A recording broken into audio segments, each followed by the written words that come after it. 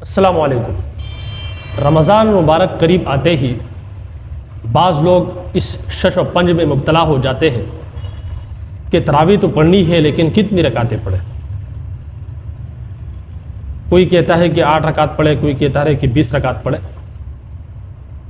لیکن یاد رکھیے کہ جو 8 رکعت کہتے ہیں وہ باقی امت سے ہٹ کر ان کا یہ قول ہے،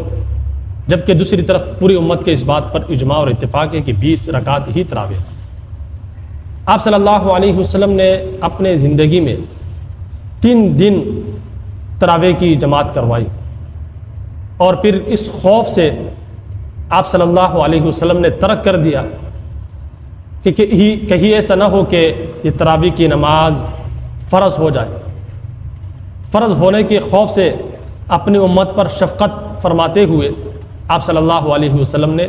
ترک کر دیا۔ لیکن بعد میں حضرت عمر رضی اللہ تعالیٰ عنہ نے باقاعدہ جماعت کے ساتھ 20 رکعت تراویح کا اہتمام شروع کیا، اور ظاہر سی بات ہے کہ آپ صلی اللہ علیہ وسلم کے عمل کو صحابہ کرام سے زیادہ کوئی بھی نہیں جانتا کہ تعداد کتنی تھی۔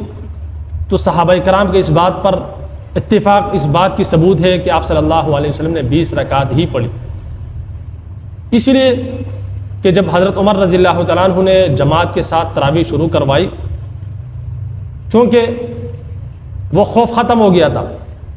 فرضیت کا جو خوف ہے وہ ختم ہو گیا، آپ صلی اللہ علیہ وسلم دنیا سے پردہ فرما چکے، تو اس لیے پھر حضرت عمر رضی اللہ تعالیٰ عنہ نے باقاعدہ وہی سلسلہ دوبارہ شروع کروایا کہ اب چونکہ فرضیت کا جو خوف تھا، جس خوف کی وجہ سے جناب نبی کریم صلی اللہ علیہ وسلم نے اس کو ترک کیا تھا، اب وہ خوف ختم ہو گیا، لہٰذا دوبارہ وہ عمل شروع کروایا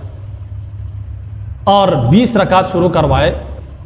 اور اس پر کسی بھی صحابی نے نکیر نہیں فرمائی کہ آپ صلی اللہ علیہ وسلم نے اتنے پڑھائے یا اتنے پڑھائے،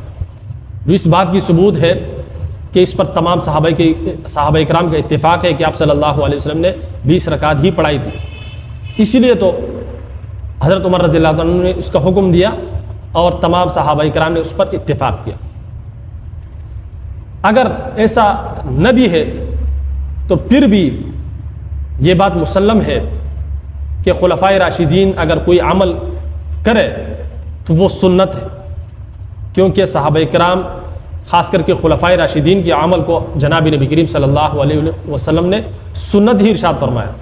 وَسُنَّتِ الْخُلَفَاءِ الرَّاشِدِينَ الْمَهْدِيِّينَ۔ تو اس لیے صحابہ کرام کے عمل سے اگر کوئی اختلاف کرے، اس کو کوئی بدعت سمجھے، تو یقینی طور پر